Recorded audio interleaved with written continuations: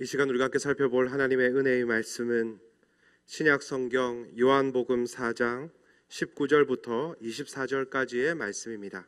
본문의 말씀을 제가 봉독하겠습니다. 여자가 이르되 주여, 내가 보니 선지자로소이다. 우리 조상들은 이 산에서 예배하였는데 당신들의 말은 예배할 곳이 예루살렘에 있다 하더이다. 예수께서 이르시되 여자여, 내 말을 믿으라.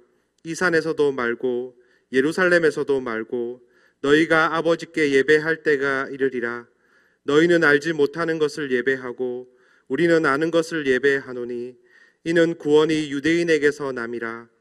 아버지께 참되게 예배하는 자들은 영과 진리로 예배할 때가 오나니 곧 이때라. 아버지께서는 자기에게 이렇게 예배하는 자들을 찾으시느니라.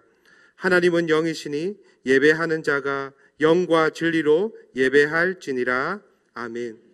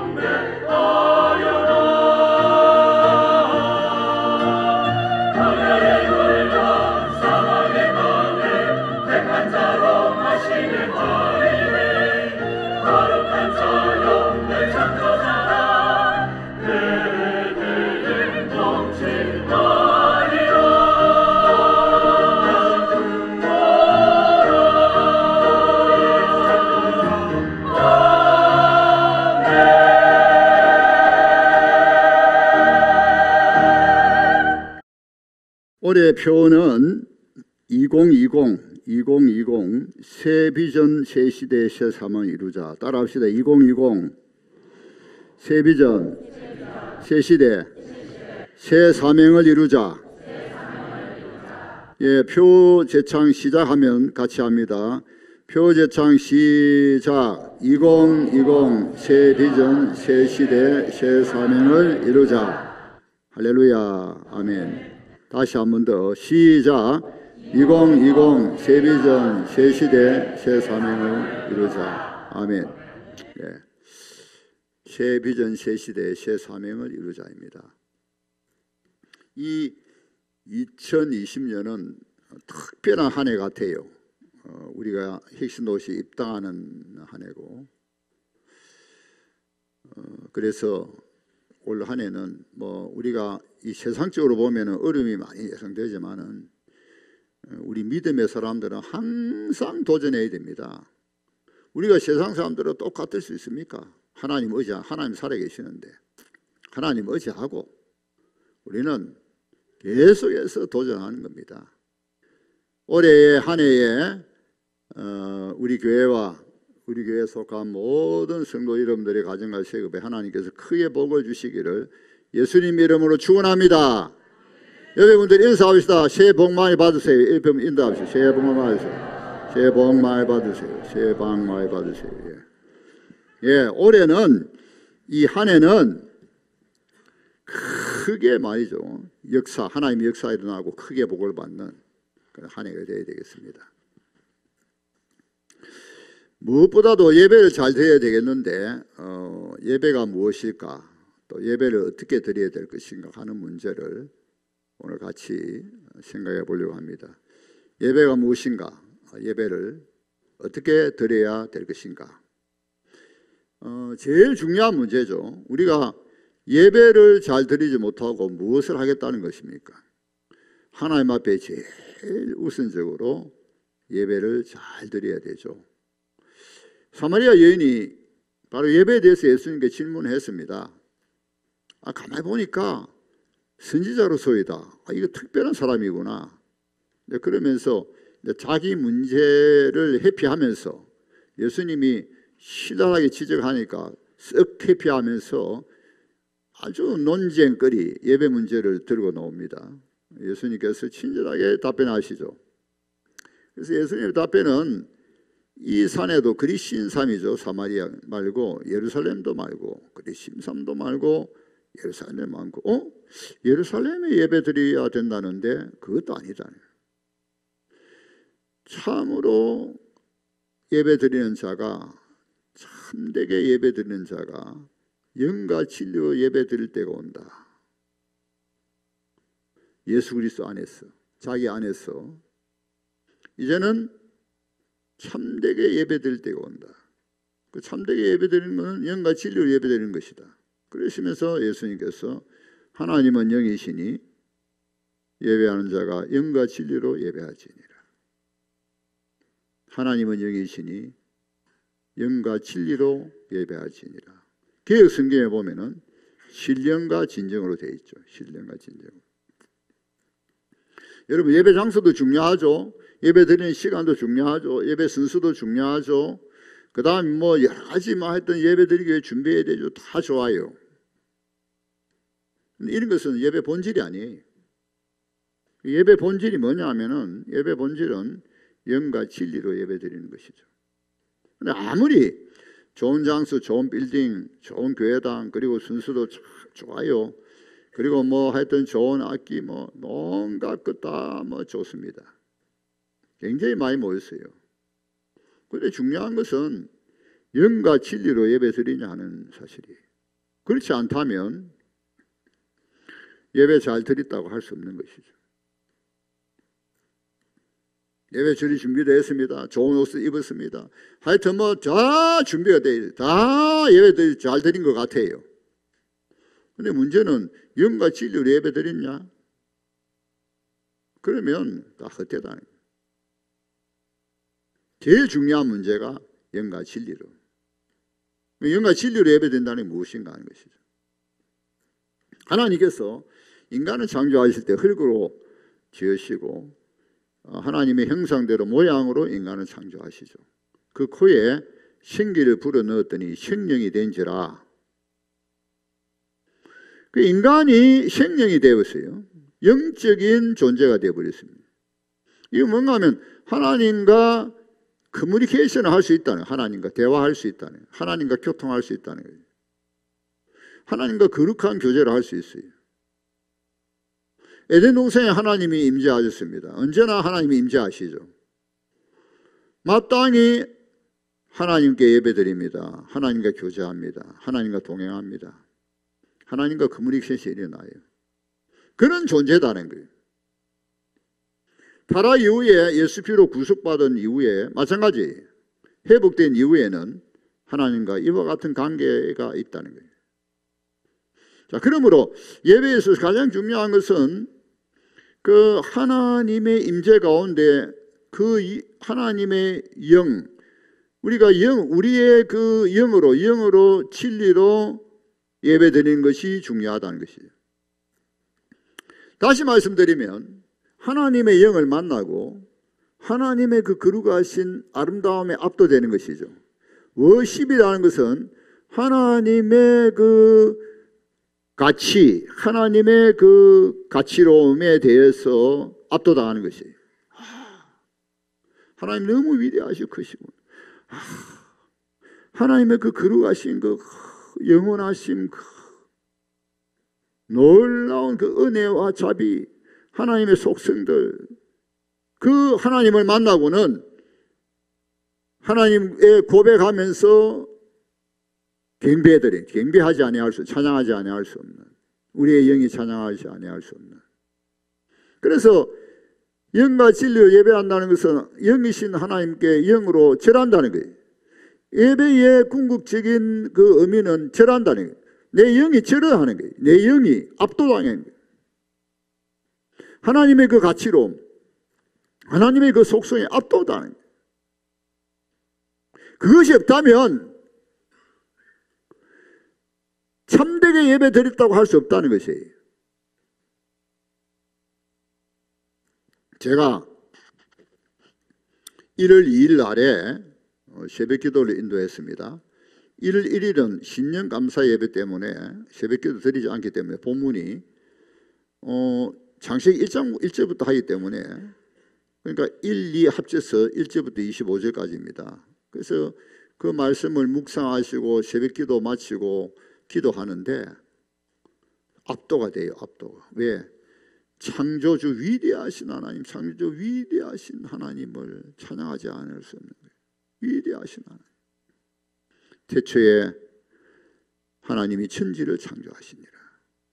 땅은 혼돈하고 공허하며 흑암은 깊음 위에 있고 하나님의 영이 수면 위에 운행하시더라.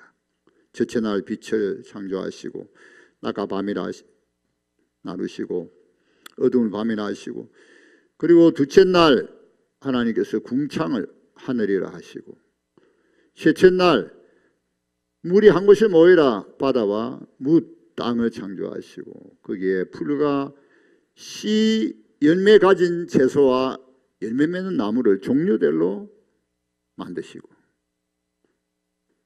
넷째 날 궁창에 강명체 해와 달과 별을 창조하시고, 징조와 계절과 날과 해를 만드시고, 다섯째 날 하늘의 궁창에 새를 종류대로 새를, 그리고 바다의 어류들을 종류대로, 그리고 마지막 6일째는 땅에 가축과 짐승과 기는 것들을 만드시고, 마지막에 하나님의 형상과 모형대로 인간을 창조하시고. 위대하신 하나님, 창조하신 창조주 위대하신 하나님입니다. 가장 기본되는 내용입니다. 창조주 하나님, 창조주 하나님. 그러니까 그 창조주 하나님을 묵상할 때에 압도당해요. 압도. 내 영이 압도당하는 거예요. 찬양하지 아니할 수 없는 거예요. 우리 79장 1절만 우리 같이 찬양할까요? 주 하나님 지으신 모든 세계 내 마음속에 그리워 볼 때 하늘의 별 울려 퍼지는 데서 주님의 권능 우주에 찾네. 주님의 높고 위대하심을 내 영혼이 찬양하네. 주님의 높고 위대하심을 내 영혼이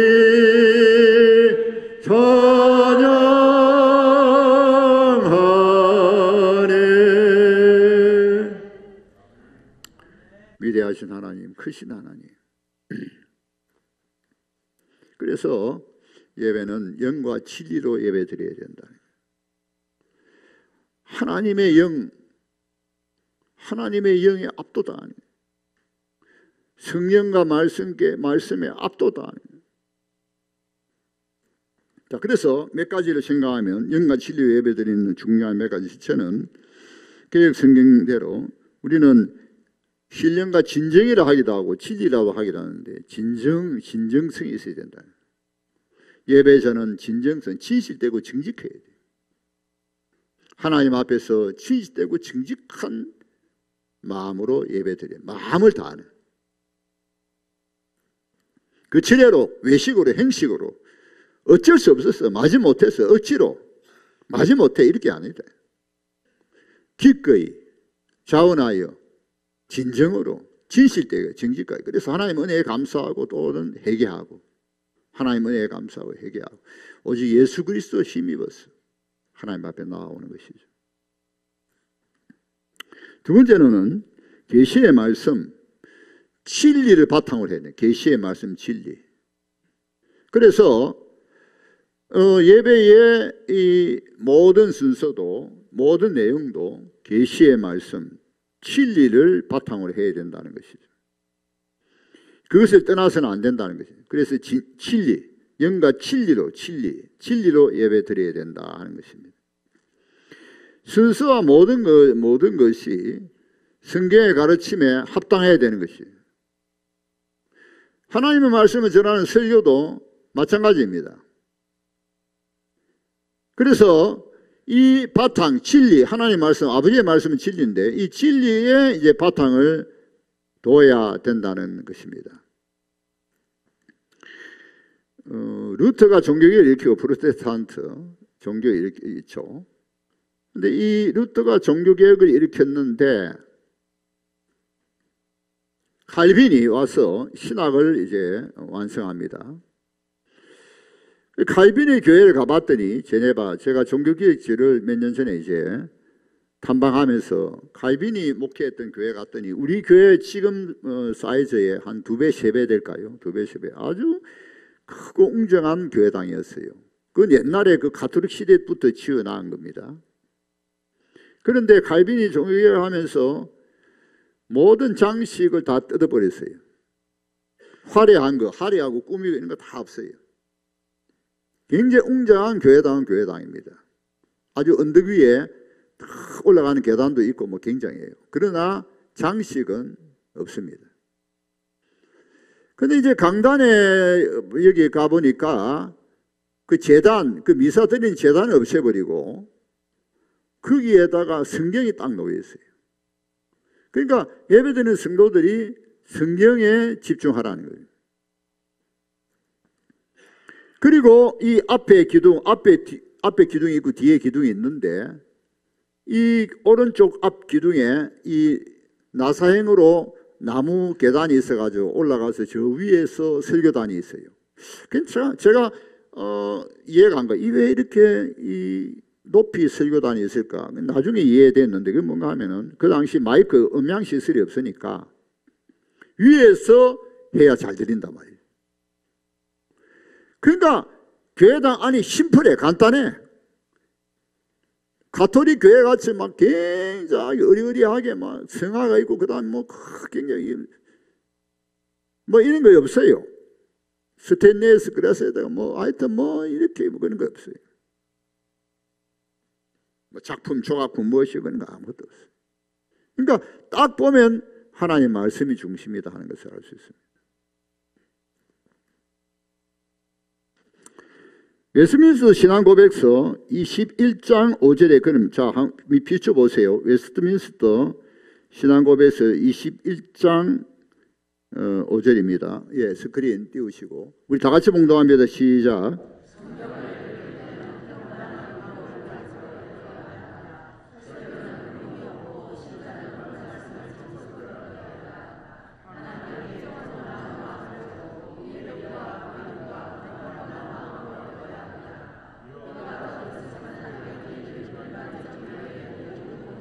예, 거기까지 봅시다. 이런 자세로 말씀을 드려야 된다.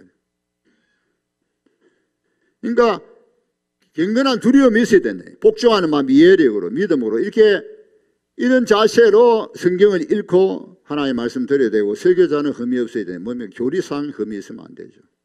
성경 해석에 무리거나 그 다음에는 교리상 문제가 있으면 그건 안 되는 거죠. 그래서 아무나 설교할 수 없는 것입니다. 신학의 훈련이 필요하고 그 밖에 영적인 훈련이 필요하고 다 필요한 것이죠.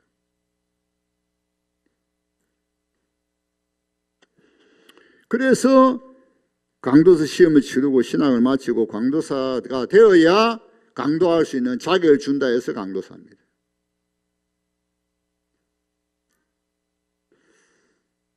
이와 같이 여러분 두 가지를 말씀드리죠. 하나는 진정으로 예배드리는 겁니다. 진정으로. 또 하나는 진리의 말씀, 계시의 말씀이 바탕이 되어야 된다는 것이죠. 예수님도 말씀하셨습니다. 마가복음 7장 6절 7절 8절 마가복음 7장 6절 7절 8절입니다. 스크린 뜨시고 성경 찾으실 분 찾으시고 마가복음 7장 6절 7절 8절입니다. 다 같이 봉독합니다. 시작.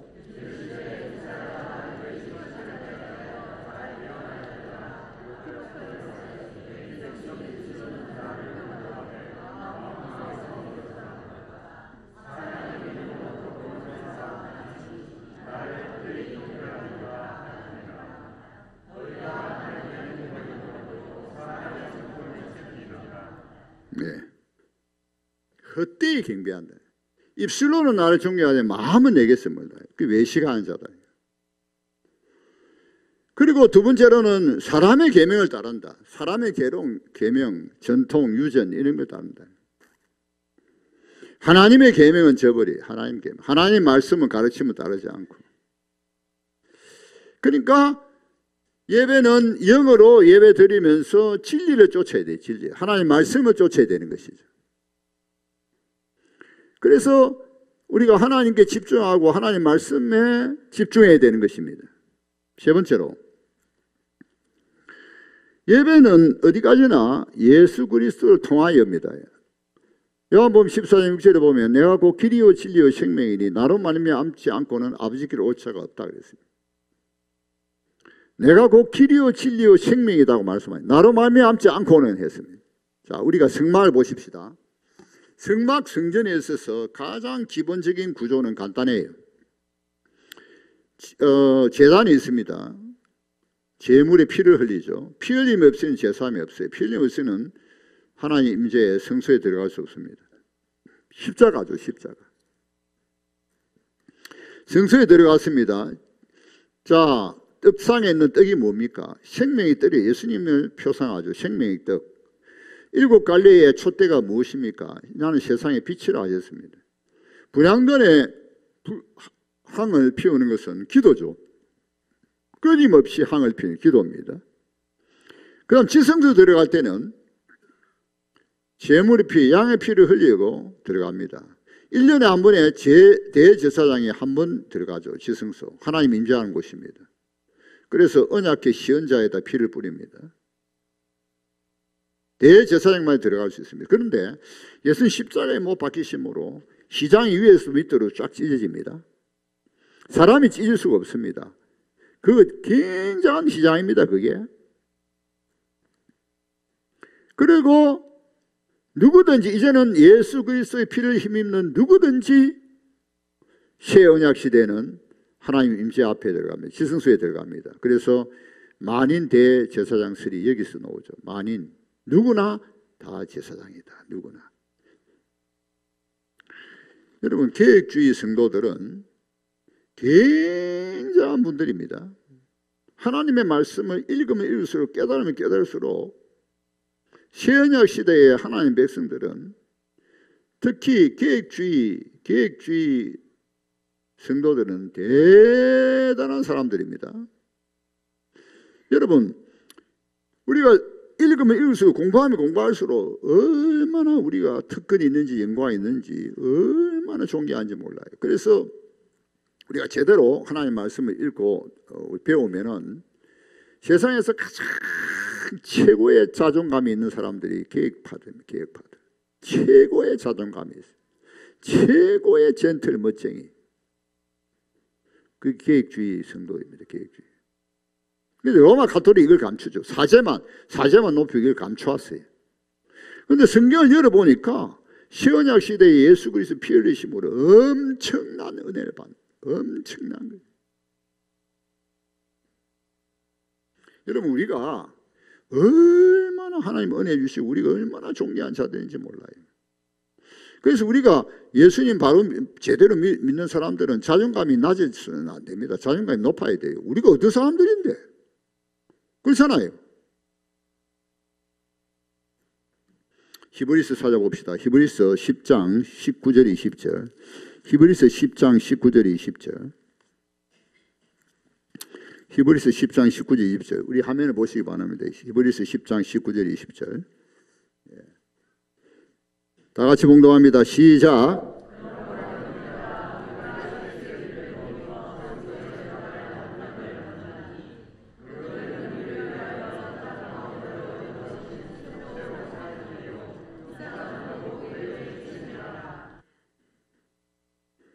예.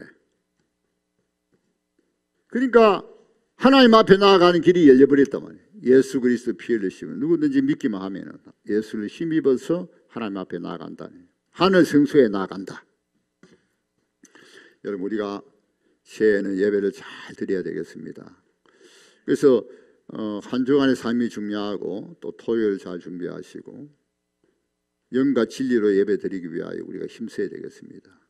낮 예배 드리고 또 이제 새해에는 오후 예배도 드리셔야 됩니다. 오후 예배도 하나님을 찬양하는 일에 우리가 함께하고 그 다음에는 이 세일에서 매일매일 큐티 말씀 묵상하다가 세일에 가서 나눌 수 있다는 건 굉장한 겁니다. 그런데 그 세일원 중에 큐티 안에 오면 참 곤란해요. 여러분 큐티를 꼭 해보셔야 돼요. 그리고는 세일에 가서는 나누는 게 또 중요해요.